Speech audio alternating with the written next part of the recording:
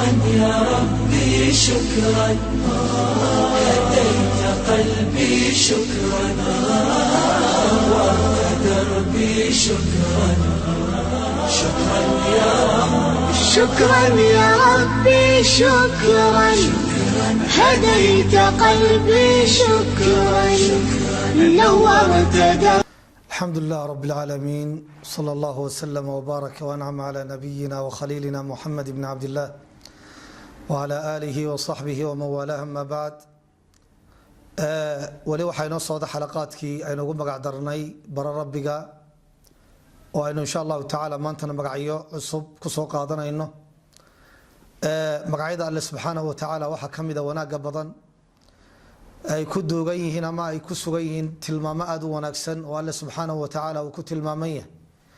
waxaa ka mid a alle subxaanahu wa tacaala inuu yahay alcafuw alghafuur altawaab alghafaar oo ah macnayaal ama magacyo macnaha ay koobaabsanayaan ay isku dhow yihiin afartaa magac dhammaantood waxay isugu soo biyashubanayaan alle subxaanahu wa tacaala dadka inuu cafiyo gafafka ka dhacay alle subxaanahu wa tacaala dembiyadooda inuu u dhaafo alle subxaanahu wa tacaala khaladka ay galeen towbadda inuu waafajiyo kana aqbalo towbadda magac walba macnihiisanu insha allahu tacaala tilmaamaynaa waxaynu ku bilaabaynaa magaca alcafuw alle subxaanahu wa tacaala waa alle wax cafiya weeye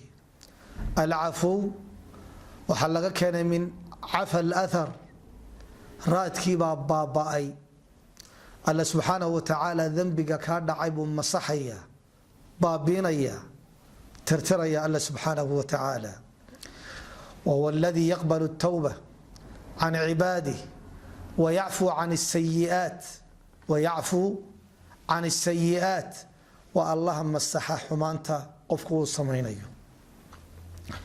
alle subxaanaه wa tacaala wuxuu kaloo isku sifeeyey aayado kale wuxuu isku lamaaneeyey alcaf wاlgufraan inuu cafiyo oo dadka u cafiyo iyo inuu dembi dhaafo ilahay waxa uri dalika wman caaqaba bimili ma cuuqiba bihi uma bugya calayh layansuranahu اllah ina allaha lacafuwu gafuur alle waa ka wax cafiya dunuubtana dhaafa faulaaئika casa allahu an yacfuwa canhum wakana allahu cafuwa gafuura aayaad badan baa tilmaamaya alle subxaanahu wa tacaala inuu khalqigiisa u cafiyo alghafuur oo lagu lamaaneeyey aayado badan sida kuwa aynu tilmaanay isaga waxaa laga keenay min alghafri baa laga keenay alghafruna waa asatr waa wax in la dado la asturo altaqdiya shay in la dado asatr in la asturo ayaa waxa weeye la yidhaahdaa idan alghafuur yakfiru danba macnaheedu waa maxay alle subxaanahu wa tacaala wuxuu dadayaa oo asturaya oo qarinaya waxa weeye dembigii kaa dhacay markaynu isdhinac dhigno alcafuw wاlghafuur waxa sii xeel dheer magaca alcafuw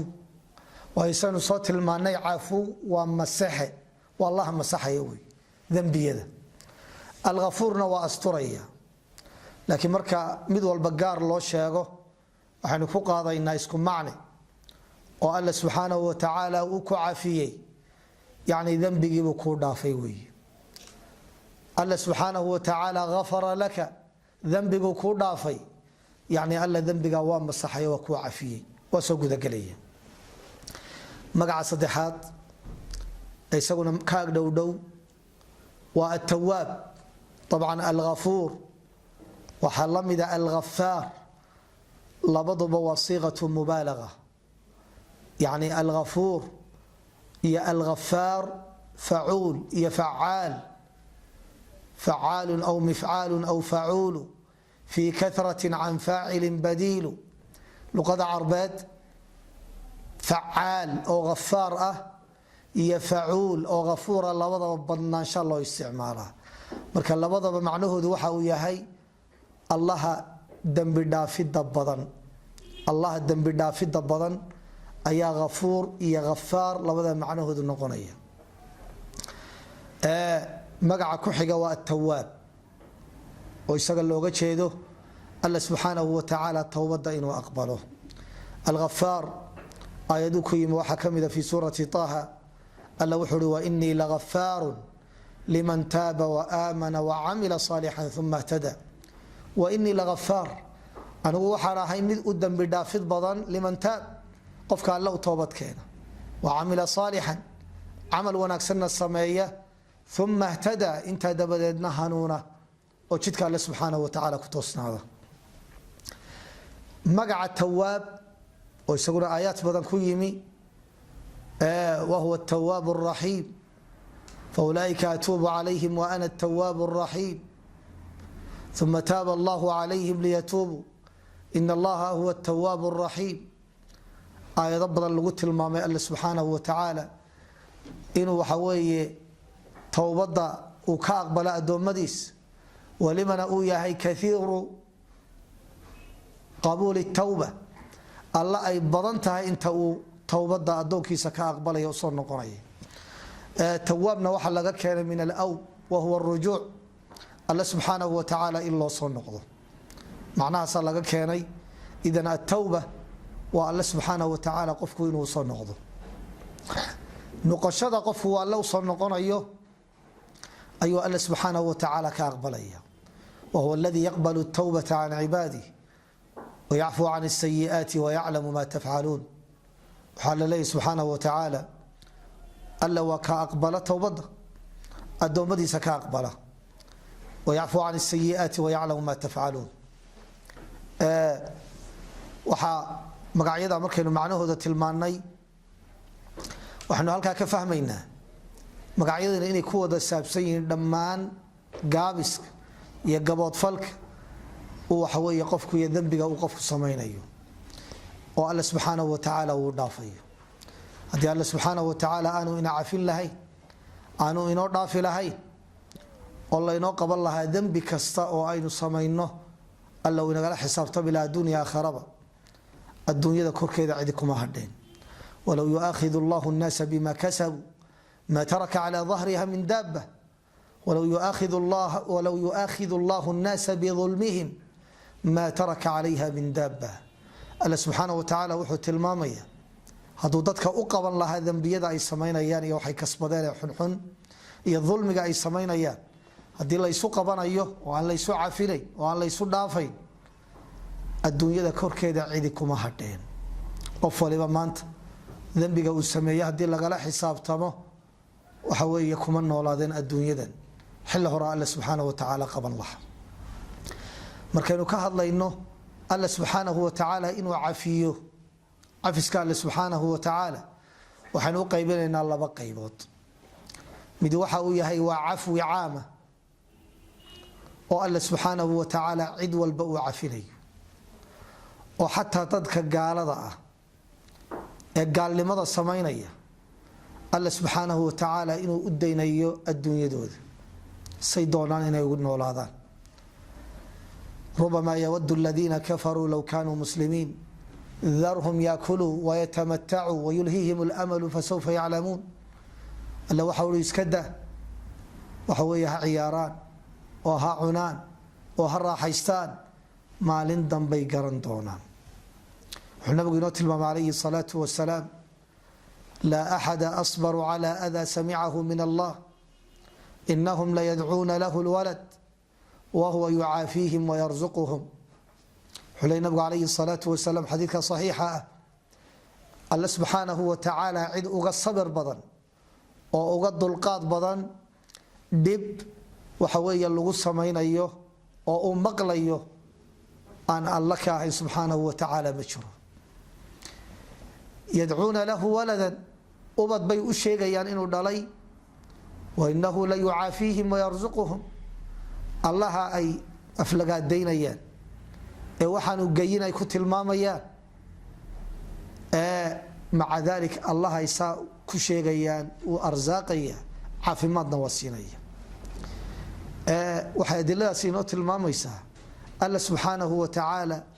cid walba adduunyada inta la joogo gaboodfalkooda inuu u cafinayo wallahu yumhil wala yuhmil allana subxaanahu wa tacaala dadka waa u kaadsiiyaa waa sugaa jaanis buu siiyaa waqti baa la siiyaa laakiin alla waxba ma ilaawo laakiin maalinta uu qabto qabashadiisu waa daran tahay cafiskaasi waa caam cid waliba oo soo gudagelaysa laakiin adduunyadu gaar ku yahay aakhara gaar la cafin maayo loona dambi dhaafi maayo cafwiga labaad waa cafwiga gaarka ah oo alla subxaanahu wa tacaala dadka toobad keena iyo dadka dambi dhaaf weydiisanaya iyo dadka baryaya iyo dadka u cibaadaysanaya iyo dadka ku sabraya masaa'ibta waxyaabaha la tilmaamay alla subxaanahu wa tacaala dadka inuu ugu dambi dhaafo oo uu cafiyo ciddii laga helay alla subxaanahu wa tacaala si gaara buu uga cafiyaa taana adilo badan baa tilmaamaysa alla subxaanahu wa tacaala waxa uri qul yaa cibaadiya aladiina asrafuu calaa anfusihim laa taqnatuu min raxmat illah ina allaha yakfiru dunuuba jamiica inahu huwa algafuur raxiim alla subxaanahu wa tacaala wuxuu leeyahy addoommadaydii ku talax tagay dembiga ha ka quusanina naxariista alle ina allaha yakfiru dunuuba jamiica alla dunuubta oo dhan buu u dhaafaa waxa weeye ciddii u toobad keenta waxaa ka mid oo laynoo tilmaamay alla subxaanahu wa tacaala ciddii dambi dhaaf weydiisata ee alla subxaanahu wa tacaala barida inuu u dambi dhaafayo ya bna aadam low ataytanii biquraabi اlardi khataaya uma laqiitanii laa tushriku bi shayئa la ataytuka biquraabiha makfira ya bna aadam low balagat dunuubuka canaana الsma uma اstagfartanii gafartu laka walaa ubaali wuxuu nabigu inoo tilmaamaya calayhi الsalaatu wasalaam xadiiث اlqudsigaas alla subxaanahu wa tacaala inuu odhanayo ibnu aadamow haddii aad iila timaado dunuub samada gaadhaysa dembi dhaafna aada i weydiisato dembiga waan kuu dhaafayaa una aabba yeeli maaya dembigaaga badnaanshihiisa idan waxyaabaha ilaahay uu inagu cafinayo dunuubta laynoogu dhaafayo waxaa ka mida ilaahay dembi dhaaf in la weydiisto waxaa kaloo xadiidku tilmaamay uma laqiitanii laa tushriku bi shayئa la ataytuka biquraabiha makfira inuu alle subxaanahu wa tacaala uu leeyahay ibnu aadamow dhulka muggiisa oo dembiya haddaad iila timaado kadibna aad iila timaado towxiid adoo cibaadada ii kali yeelaya cid kalena aan cibaadadayda la wadaajinayn ilaahay waxaa u ihi la ataytuka biquraabiha makfira aniguna dhulka muggiisaoo dambi dhaafa ayaan kuula imanaya idan waxyaabaha dunuubta la ysugu dhaafaya waxaa ka mid a ilaahay cibaadadiisa in loo kali yeelo in allaha laa yakfiru an yushraka bih wayakfiru maa duuna dalika liman yashaa alle ma dhaafo ma cafiyo waxa weeye cibaadadiisa cid kale in lala wadaajiyo waxaa ka mid oo laynoo tilmaamay alle subxaanahu wa tacaala inuu aada ugu farxo in alle subxaanahu wa tacaala loo soo noqdo wallahu ashaddu farxan min axadikum lallahu ashaddu farxan bitowbati cabdihi min axadikum xiina yatuubu ilayh wahuwa calaa raaxilatih wacalayha طacaamuhu wa sharaabuh alla subxaanahu wa tacaala waa uga farxad badan yahay addoonkiisu markuu usoo noqdo qof socoto ah oo waxa weeye gaadiidkiisii uu ka lumay iyadoo cuntadiisii iyo cabitaankiisii iyo howlihiisii u saaran yihiin qofka noocaasi markuu helo hashii ka luntay ee cuntada iyo cabitaanka iyo danihiisa u saarnaayeen aada buu ugu farxaya allana subxaanahu wa tacaala sidaas si ka daran buu towbadaada iyo soo noqoshadaada alle subxaanahu wa tacaala ugu farxaya markaynu ogaano magacyada alle subxaanahu wa tacaala ee macnayaasha tilmaamay alle inuu waxafiyo alle dunuubta inuu dhaafo alle inuu towbada aqbalo waxay keenaysaa qofku inuu alle subxaanahu wa tacaala fisho wanaag uu ka fisho taasina waa inay ku qaadaa inaanu isdhiibin quusan dunuubta iska sii dhex dabaalan ee inuu alle subxaanahu wa tacaala usoo noqdo alle u toobad keeno alla uu ka fisho inuu alla subxaanahu wa tacaala uu cafinayo. magacyada inoogu xigaa waa alcaliy iyo alaclى iyo almutacaal. alla subxaanahu wa tacaala inuu yahay alcaliy, allaha sareeya, alaclى, allaha saraynta badan, almutacaali, allah waxa weeye dadka waxa weeye ka sareeya. dhammaantood waxaa laga keenay min lafdi alculuw, min lafdi cala, culuwan, alla inuu sareeyo ama shayga culuwiga la yidhaahdo saraynta ah ayay kelmadahani ka soo wada jeedaan. alla subxaanahu wa tacaala waxa uu leeyahy wahuwa alcaliyu, alla waa allaha sareeya alcadiimu weyn, waina allaha huwa alcaliyu alkabiir, sabix isma rabika alaclى, caalimu اlghaybi wاshahaada, alkabiir اlmutacaal. saddexdaa magac waxay tilmaamayaan culuw llah, alla inuu sareeyo. markaynu culuwiga alle subxaanahu wa tacaala ka hadlaynana saddex macnaa soo gudagelaya. midi waa culuw daat, alle subxaanahu wa tacaala daatadiisu, alle subxaanahu wa tacaala laf ahaantiisu khalqigiisa inuu ka dhex baxsan yahay oo uu ka sareeyo, oo jihada uu inaga xigaa inay tahay jihada sare oo alle subxaanahu wa tacaala uu inaga sareeyo. taana waxaa tilmaamaysa adilo badan. culimmadu waxay tilmaameen adilada tilmaamaysa alla inuu sareeyo daata ahaan oo khalqigiisa ka dhex baxsan yahay, adilada noocaasi kun daliil bay gaadhaysa oo qaabab kala duwan ku yimi. waxaa ka mid a adiladaas alraxmaanu cala alcarshi istawa, allaha raxmaankaa carshigiisuu ka kor noqday. istawaa macnaheedu waa cala, waa in laga kor noqdo. alla subxaanahu wa tacaala carshigiisa ayuu ka koreeyaa. ilaa 7 aayadood baa tilmaamaya macnaha noocaas istiwaaga. waxaa ka mid ah ilaahay waxaa tilmaamaya culuwigiisa iyo sarayntiisa in alle subxaanahu wa tacaala loo isticmaalay fawqiya, alla inuu dadka ka sareeyo. yakhaafuuna rabbahum min fawqihim, rabbigood bay ka baqayaan oo xagga sare kaga sugan, oo xagga sare ka xiga. wahuwa alqaahiru fawqa cibaadi, wahuwa alqaahiru fawqa cibaadi. lafdiga fawqiya oo ah inuu sareeyo waxay tilmaamaysaa culuwiga alle subxaanahu wa tacaala daatiga ah. waxaa ka mid ah alle subxaanahu wa tacaala inuu isku tilmaamay alcuruuju ilayh, xaggiisa in la soo aadayo. tacruju almalaaikatu wاlruuxu ilayh fii yowmin kana miqdaaruhu 1000 sana. alsraa wاlmicraaj, curija waa kor baa loo bixiyey wey, kor baa loo qaado. alcuruuj waa alsucuudu ilaa fawq, taana adilo badan baa tilmaamaysa. alsraa waa guuraysiin, wاlmicraajna waa in loo kor yeelo xagga alle subxaanahu wa tacaala. idan curija bihi ilaa rabbi, nabiga waxa loo kor yeelay xagga alle subxaanahu wa tacaala ee saraysa. lafdiga curuuj wuxuu tilmaamaya alle inuu khalqigiisa ka baxsan yahay. waxaa la mid ah alsucuud, ilayhi yascadu lkalimu اطayib wاlcamalu الصaalixu yarfacu. waxaa la tilmaamay ilayhi yascad, xagga alle ayuu u kor noqonaya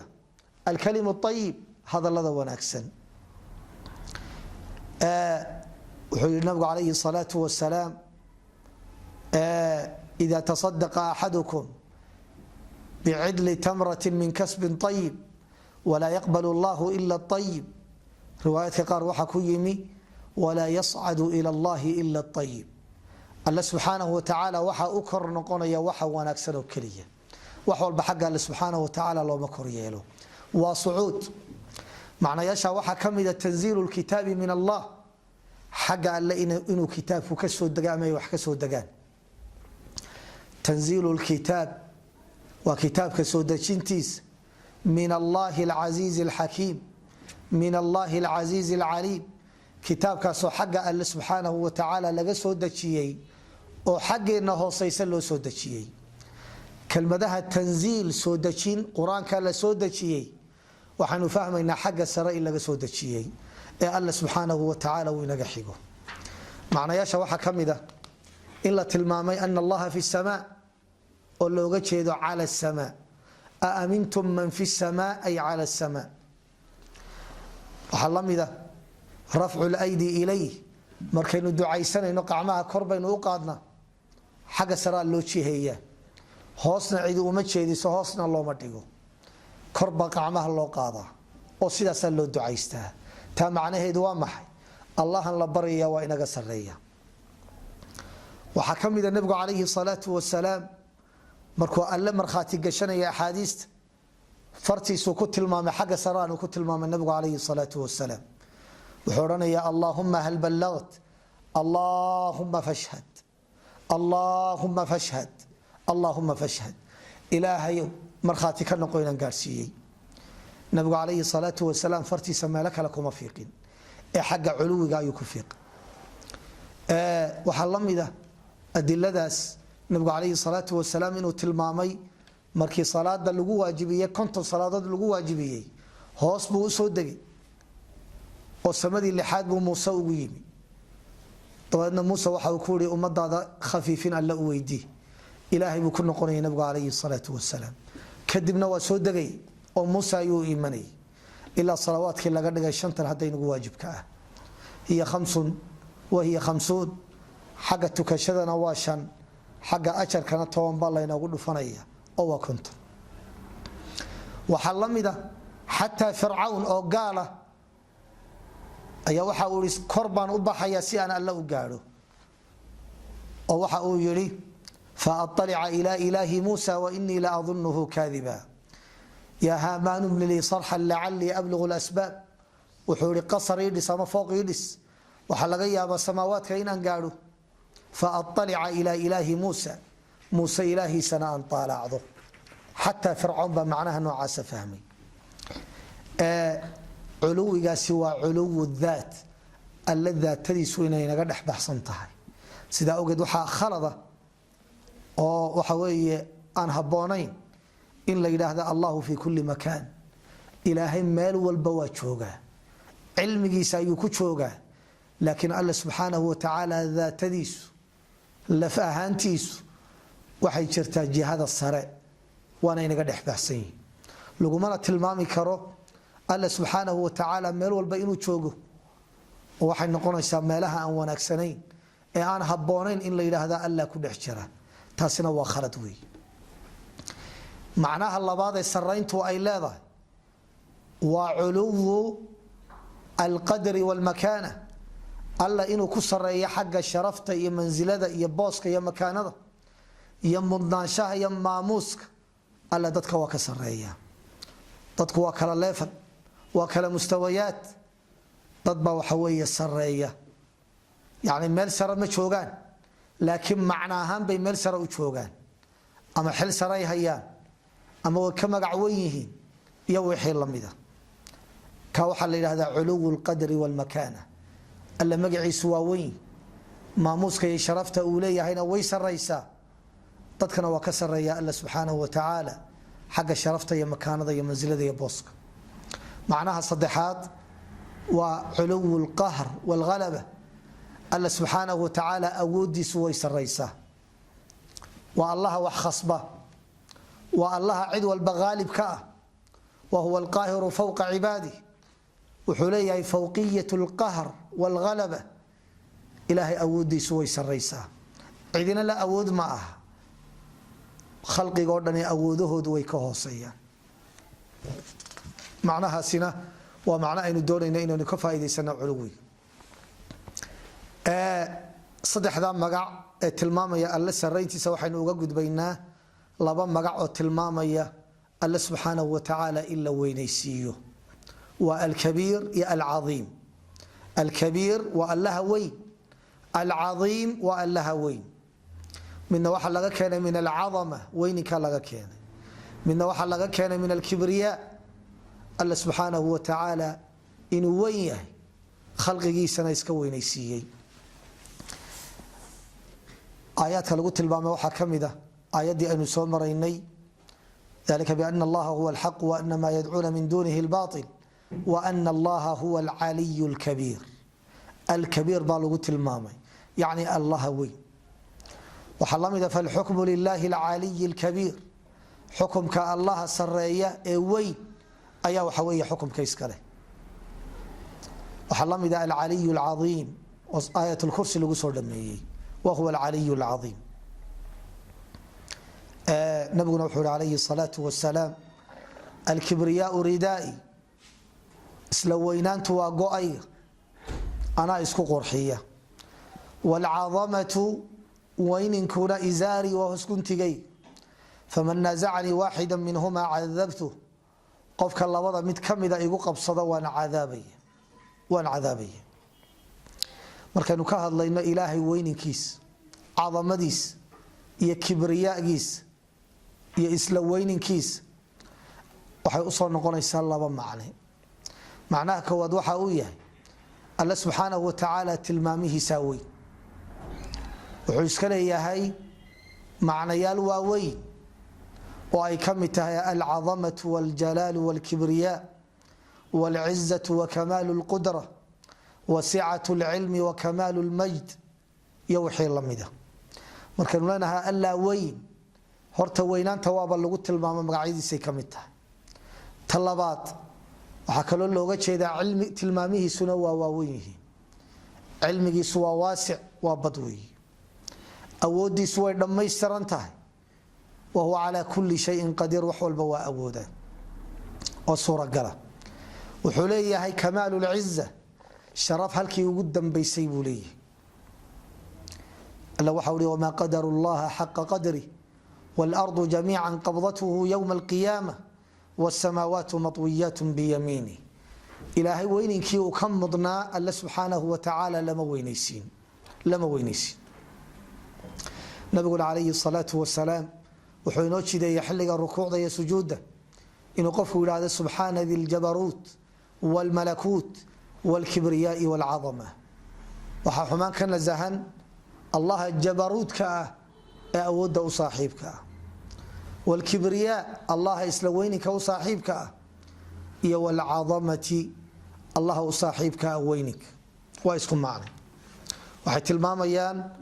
الله سبحانه وتعالى إنه وينها حق معناها يتلمامها معناها اللباط الله إنه كوينها عد والبا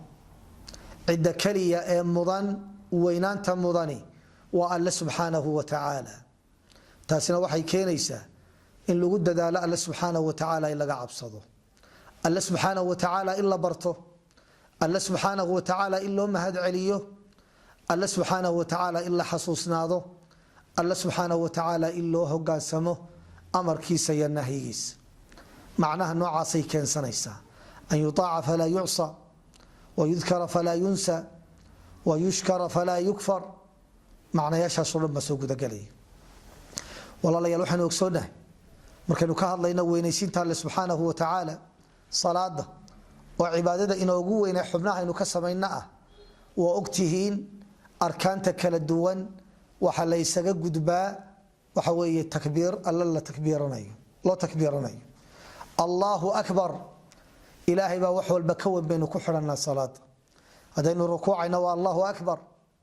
سمع الله لمن حمده والله ورنيا مرك سجود الله وبنيا الله أكبر إلهي با وحول بكون ساسا لو سوء العلينية سيادو درينتو الله أدو عبادي سنة إنه وحول بكون يحي وعبادة دادو خشوعه وحكم ده وحيابها مهم كلا الدون أيوه إلا فهمه الله سبحانه وتعالى هدي أينو أصغني وين كيس إنه الله سبحانه وتعالى وياه وحنو باهنا هاي وين كاسي إنه إنا ساميو أو نعيب بدن كاساميو وآد أوقاته الله سبحانه وتعالى وين كيس وقل الحمد لله الذي لم يتخذ ولدا ولم يكن له شريك في الملك ولم يكن له ولي من الذل وكبره تكبيرا الله إلا وينيسيه قل له أقاده وحوية الله إنه وحول بكوية أي كدالته الله إلا دلوبه loo hogaansamo cibaadooyinka kala duwan keligii loo cibaadaysto waxyaabahaasoo dhan in lagu dadaalo wamaa qadarullah alla ma weynaysin xaqa qadri weynaysiintiisa xaqee dhabta ah waalardu jamiican qabdatuhu yowma alqiyaama taa markaad ogaato waxay kugu kalifaysaa inaad alle subxaanahu watacaala dhib iyo dheefba alle aad ka sugto makhluuq bini aadam inaad waadan isku hadlay macnaha noocaasa waa in laga qaataa wallahu aclam sala allahu wasalam calaa nabiyina muxamedi waaalihi wasaxbihi waslm